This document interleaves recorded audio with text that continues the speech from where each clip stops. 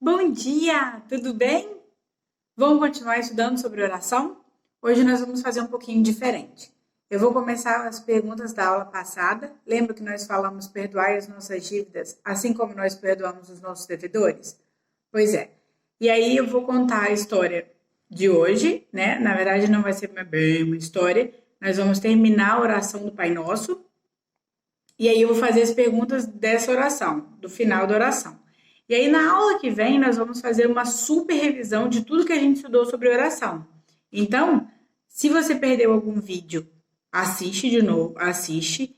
Se você ficou em alguma dúvida, não lembra muito bem, assiste de novo, reveia os exercícios que você fez, porque vai ter um monte de perguntas sobre a aula, as outras aulas desde o início. Então, não deixe de estudar, porque oração é um tema muito, muito, muito importante, tá? Então, vou fazer as perguntas do perdoar as nossas dívidas, assim como nós perdoamos os nossos devedores, beleza? Mas primeiro vamos começar com a nossa devocional. Então, você acha que precisa ser perdoado? Existe alguém a quem você precisa perdoar? Ore agora a Deus e faça a sua confissão a Ele. Depois, corra para resolver a sua situação com essa pessoa, perdoando-lhe ou pedindo-lhe perdão. Vamos lá, número 1. Leia Gênesis 2, versículos 16 e 17 e Romanos capítulo 6, versículo 23. Você vai responder o seguinte: o que o pecado trouxe para nós? Então você vai ler Gênesis 2, 16 e 17 e Romanos 6, versículo 23 e vai responder o que o pecado trouxe para nós. Número 2. Só existe uma maneira de chegar a Deus de novo, por intermédio de Jesus. Ele morreu carregando o castigo pelo nosso pecado.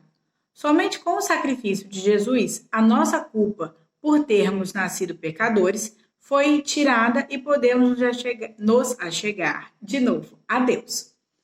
Então, tem os versículos aqui embaixo e você vai dizer, vai circular os versículos, vai escrever aí quais os versículos que dizem isso. Tá bom? Vou falar aqui para você então, daqui. 1 Coríntios 15, 3, Isaías 42, 10, João 3, 26 e 1 João 1, 7. Tá bom? Número 3. Esses versículos bíblicos que estão aqui, você vai encaixar nessas frases que eu vou falar. Vamos ver, O pecado nos traz tristeza, desânimo e muitos outros problemas. Davi chegou a dizer que sentia até os ossos envelhecendo e toda a sua força e vigor indo embora por causa do pecado. Qual o texto bíblico fala sobre isso? Escolhe um desses aí. Vamos lá, letra B. Mas como devemos confessar? Primeiro, é importante dizer de maneira específica o que fizemos e nos arrepender de verdade por ter feito isso. Lembre-se do que Davi disse: confessei-te o meu pecado. Qual é o texto que diz isso? Letra C. Quando temos o perdão de Deus, somos bem-aventurados, ou seja, mais que felizes. Qual é o texto? E a última, letra D, é: além de pedir perdão a Deus, devemos reconhecer o nosso erro e pedir perdão aos nossos irmãos. Qual é o texto aí final? Vamos lá. Número 4. A graça é um favor que nós... Completa aí. Então, a graça é um favor que nós, mas mesmo assim, recebemos. É aí que entra a graça de Deus. Jesus recebeu o nosso castigo. Ninguém o obrigou. Ele fez isso por amor. E o que nós fazemos para merecer isso? Nada. Então, a graça é um favor que nós... Quinta pergunta. Mateus, capítulo 18, versículos de 23 a 35, conta a história do rei que perdoou uma grande dívida de um empregado. Lembra dessa história? Pois é, e esse empregado não perdoou a dívida que o seu colega de trabalho tinha com ele. Lembra? Então tá. Por causa disso, o rei castigou o empregado. Se você fosse o empregado que não perdoou a dívida do seu colega e tivesse ido para a prisão, o que você estaria pensando naquele momento, sentado na cela? O que será que estaria pensando na cabeça dele? O que você estaria pensando? Por fim, eu vou te contar duas coisinhas e você vai me dizer, ó. A primeira é, o menino tá segurando a bola, tava jogando futebol, e o outro chega e começa a xingar ele. Então, essa é a situação número 1. Então, uma pessoa xinga a outra no futebol.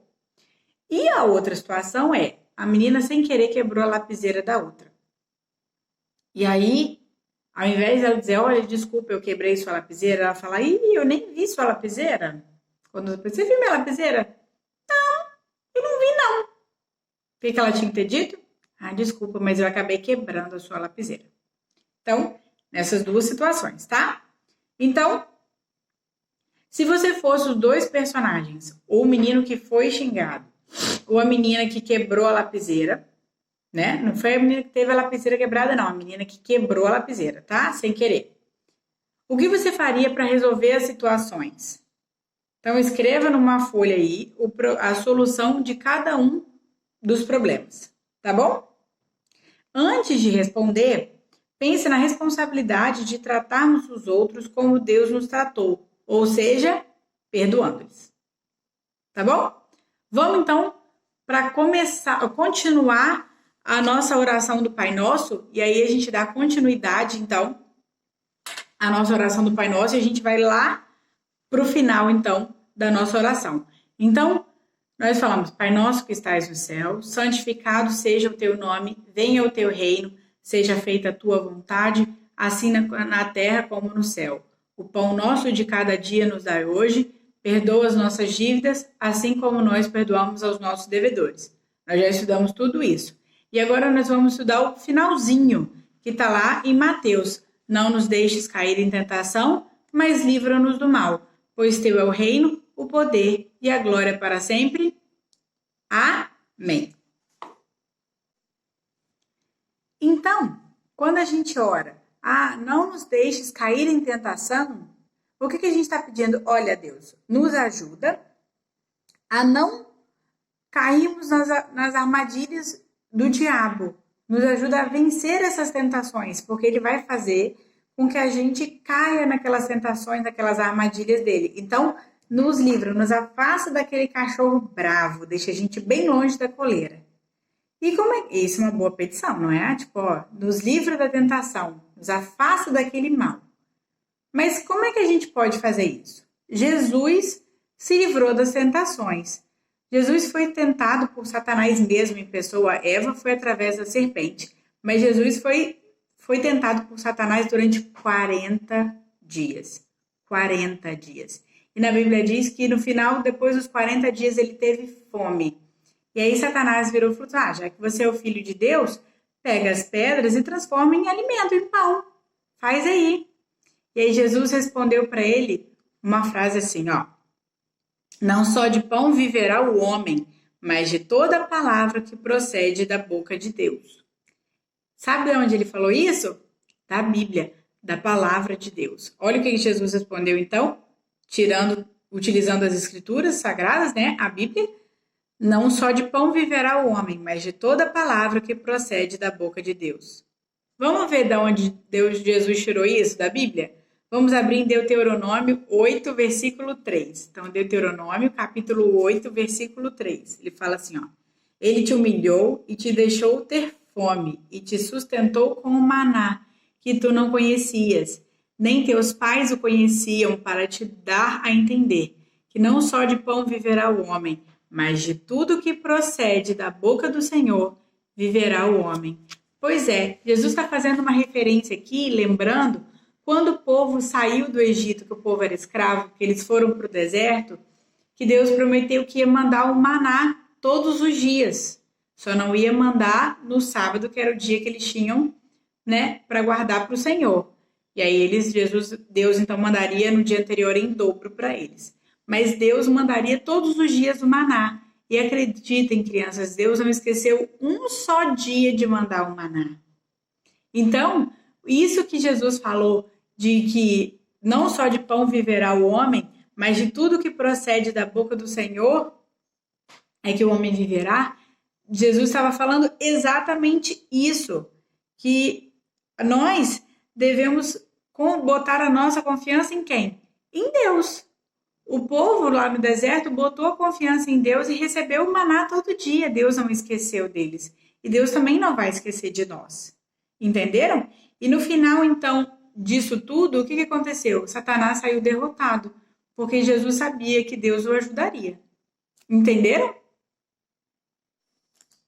Então, quando a gente pede para Deus nos livrar do mal, que mal é esse que a gente está falando? Olha, pode ser tanto uma situação ruim, uma situação de perigo, uma situação que seja ruim para a gente, como o próprio causador do mal, que é Satanás, que é o inimigo de Deus. Então, quando a gente pede para Deus nos livrar do mal, são situações más que podem nos acontecer, nos ocorrer, ou então de Satanás mesmo. E o que Satanás quer? Qual é o objetivo desse inimigo de Deus? Ele quer nos afastar de Deus, né? E ele quer acusar o povo de Deus e levar os filhos de Deus a cometer o pecado, que a gente sabe que é uma ofensa muito grande a Deus. Então, qual é o objetivo, grande objetivo de Satanás? Fazer com que a gente peque. Então, isso vai nos afastar de Deus. Sim? Vamos lembrar o que aconteceu lá no Jardim do Éden? Foi bem isso que aconteceu. Vamos abrir nossas Bíblias em Gênesis capítulo 2, versículos 16 e 17. Gênesis capítulo 2, versículos 16 e 17. Vamos ler juntos? Ó. E o Senhor Deus lhe deu esta ordem: de toda árvore do jardim comerás livremente, mas da árvore do conhecimento do bem e do mal não comerás, porque no dia em que dela comeres, certamente morrerás. Tá, então fica claro aqui o que Deus quer dizer: que não pode comer do fruto daquela árvore. Não pode comer. Tem alguma dúvida? Não, não tem. Ó, não pode comer dessa árvore. Você pode comer todas, mas o fruto daquela árvore lá não pode comer. Tá. Mas aí quando a serpente, que Satanás estava representado ali pela serpente, quando a serpente pergunta para Eva o que foi que Deus disse para ela, ela responde uma coisa, mas não foi bem isso que ela falou, não. Vamos ver? Está em Gênesis capítulo 3, versículo 3. Vamos ler lá? Ó. Mas do fruto da árvore que está no meio do jardim, disse Deus, dele não comereis, nem tocareis nele, para que não morrais. Deus disse que não podia tocar no fruto? Não. Deus só disse o quê? Que não pode comer. E a serpente, Satanás, muito esperto, falou, já sei. Como Deus não tinha dito aquelas palavras, foi uma chance do inimigo da pele da serpente enganar Eva. E aí, qual foi o resultado disso? Todo mundo sabe. Eles pecaram, e aí foi a origem do pecado no mundo. Então, mas a gente não pode se enganar. Satanás tem o poder, sim. Aliás, ele tem muito mais poder do que eu e você, tá? Só que ele tem um poder limitado. Ele não pode fazer todas as coisas. Pensa num cachorro bem bravo mesmo. Mas esse cachorro está amarrado numa coleira. Então, se eu passar longe do cachorro, ele vai conseguir fazer alguma coisa em mim? Não. Mas se eu chegar perto dele, lá onde a coleira, onde ele pode andar preso pela coleira, aí ele pode fazer alguma coisa. Satanás é como se fosse esse cachorro que está preso. Ele tem poder para fazer as coisas, mas só até onde Deus permite que ele faça. Entenderam? Ele tem o poder, mas só até onde Deus permite que ele vá. É onde o cachorro pode ir amarrado com a coleira. Entenderam? Então ele não tem o poder de fazer todas as coisas de qualquer jeito, não. Ele tem poder? Tem. A gente tem que ficar esperto? Tem que ficar esperto. Mas vamos lembrar, ele só vai fazer até onde Deus permitir que ele faça. Não somente Jesus foi tentado, mas nós também somos e seremos tentados. É muito bom quando Deus testa a nossa fé, quando nós passamos por algum problema e que Deus vai então testar a nossa fé. Ah, tia, você está dizendo que é bom passar por problema e testar a nossa fé? É, porque isso faz com que a nossa fé seja testada, nossa fé realmente se fortaleça e a gente sabe também uma coisa que é importante. Deus não vai dar nada além do que a gente pode carregar. Então, ainda que seja um problema físico ou um problema espiritual, ele vai dar alguma coisa que a gente possa suportar. Às vezes, eu confesso que Deus podia não dar uma coisa, testar a gente até a última força. Deus podia dar uma aliviadinha. Mas, assim, é muito bom porque ele testa a nossa fé e a gente fica mais forte espiritualmente, entendeu? E isso vai melhorar o nosso caráter. Nós vamos sair diferentes, nós não somos mais as mesmas pessoas, nós vamos nos tornar pessoas cada vez melhores, cada vez mais parecidas com Cristo, entendeu? Então, essas situações fazem com que a gente confie em Deus, a gente aprenda cada vez mais a confiar em Deus e a entender que Ele está cuidando de nós. E isso aí tem tudo a ver com esse final do Pai Nosso. Entenderam? Então, que fala, perdoai as nossas dívidas, assim como nós perdoamos aos nossos devedores. Aí, ó, não nos deixes cair em tentação, mas livra-nos do mal. Então, ó, nos ajuda a ficar longe do mal. Ele vai nos tentar? Vai. Nós vamos passar por provações? Nós vamos. Mas nos afasta, Deus. E isso vai nos fortalecer para vivermos cada vez mais dependentes dele, cada vez mais dependentes de Deus. Tá, mas por que nós devemos confiar em Deus? Por que nós devemos depositar a nossa confiança em Deus? Porque é a Ele que pertence todas as coisas. Ó, eu pertenço a Ele, você pertence a Ele, a nossa vida então pertence a Deus, toda a criação pertence a Deus, foi Ele que criou todas as coisas, os nossos sentimentos, as nossas emoções, tudo pertence a Deus. Então, é a Ele que nós devemos colocar toda a nossa confiança. Nós precisamos crer, então, que Deus vai ouvir as nossas orações. Mas, além disso, a gente precisa estar disposto a aceitar a resposta de Deus. Nós já falamos lá no início que muitas vezes não é aquilo que a gente quer. Deus faz o que Ele quer. E sempre o que Ele quer é o melhor para a nossa vida. Não é? Então, nós devemos estar dispostos a aceitar a resposta que Deus vai nos dar às nossas orações. E é por isso, então, que Jesus ensina seus discípulos a concluir a oração falando amém. O que significa amém? Assim seja, ou que seja de acordo com a tua vontade. Então, nós terminamos a oração dizendo, olha, Deus, que seja feita a sua vontade para nós. Então, nessa partezinha final da oração, Jesus nos ensina que Deus é o único que tem a autoridade, capacidade e a glória para responder às nossas orações. E devemos tranquilizar os nossos corações com a sua resposta, que ela é sempre o quê? A melhor resposta para a gente.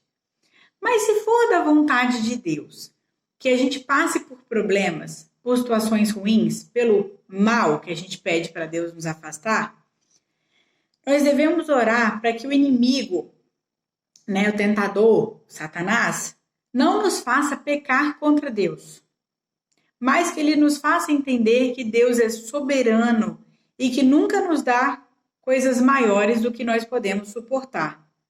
Vamos abrir então nossas Bíblias em 1 Coríntios, capítulo 10, versículo 13. 1 Coríntios, capítulo 10, versículo 13. Não vos sobreveio tentação que não fosse humana, mas Deus é fiel e não permitirá que sejais tentados além das vossas forças. Pelo contrário, juntamente com a tentação, vos proverá livramento, de sorte que a possais suportar. Então, nós vamos passar por tentações, mas são tentações que nós vamos poder suportar. Nada além das nossas forças, como a gente já viu. Então, como é que a gente pode nos livrar de cair nessas tentações? Jesus, ele nos dá a resposta, tendo uma vida de oração e confiando totalmente nas promessas de Deus. Jesus disse que as portas do inferno não prevalecerão contra a igreja. Então, nós precisamos confiar totalmente no reino de Deus, no poder e na sua glória. Só assim nós vamos vencer as tentações e vamos garantir a vitória contra o tentador. Jesus, quando passou por uma terrível tentação no deserto durante 40 dias, ele utilizou a espada do Espírito, que é o quê? A palavra de Deus para vencer a luta. E ele venceu mesmo. E nós temos algumas armas que nós podemos usar contra o nosso inimigo. Você conhece essas armas? Está lá em Efésios capítulo 6, versículos de 10 a 18. Nós vamos ver, então, vamos abrir lá em Efésios capítulo 6, versículos de 10 a 18. Vamos ver que armas são essas que nós temos para usar contra os nossos inimigos? Tá assim, ó. Quanto ao mais, sede fortalecidos no Senhor e na força do seu poder, revestivos de toda a armadura de Deus, para poderdes ficar firme contra as ciladas do diabo.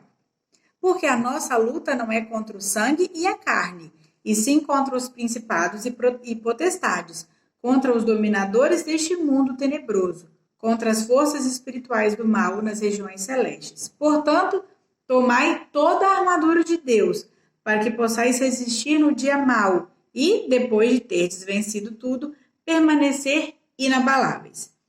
Estai, pois, firmes, cingindo-vos com a verdade. Então, é um cinto da verdade. E vestindo-vos da couraça da justiça. Então, a couraça da justiça. Calçai os pés com a preparação do evangelho da paz. Então, o calçado, as sandálias, são com o evangelho da paz. Embraçando-os pelo escudo da fé. Então, a gente vai estar sempre com o escudo da fé, com o qual podereis apagar todos os dardos inflamados do maligno. Tomai também o capacete da salvação e a espada do Espírito, que é a palavra de Deus, com toda oração e súplica, orando em todo o tempo no Espírito, e para isso vigiando com toda perseverança e súplica por todos os santos. Então vamos lá, vamos revisar isso? É o capacete da salvação, a espada do Espírito, que é a palavra de Deus, a couraça da justiça, o escudo da fé, o cinto da verdade e a sandália, os calçados, então, da paz. E aí, com tudo isso, nós vamos estar com a armadura de Deus para nos protegermos da armadilha do inimigo, a armadilha de Satanás. Vamos orar, então? Pai de amor, muito obrigada, Deus, porque nós terminamos de estudar a oração que Jesus nos ensinou. Pai, que em todos esses domingos, ó Deus, a Tua palavra tenha entrado nos nossos corações e que nós tenhamos amado cada vez mais a Tua palavra, Deus. Que nós possamos ter realmente aprendido